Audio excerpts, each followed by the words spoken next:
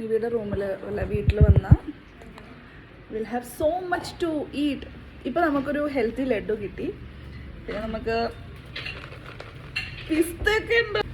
നമ്മളിവിടെ കൗണ്ടറിൽ ഇങ്ങനെ വെയിറ്റ് ചെയ്ത് നിന്നാൽ മതി, സാധനം ഇങ്ങോട്ട് വരും. നമ്മൾ കുറച്ച് കഴിച്ചിട്ടുള്ളൂ, 2-3 കഴിച്ചിട്ടുള്ളൂ.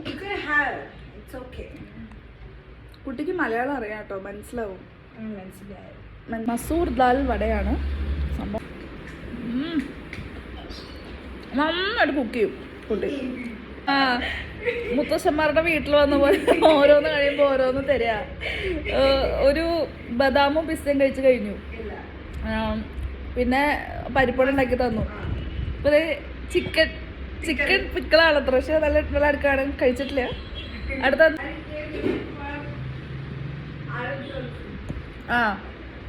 എൻ്റെന്ന് ഞാൻ ആർക്കും കൊടുക്കില്ല, പറഞ്ഞില്ലാന്ന് വേണ്ട. കുറച്ചേരം കൂടി ഇവിടെ ഇരുന്ന she will bring something else. റൂമിലൊന്നും ഒന്നും ഉണ്ടാവാറില്ല.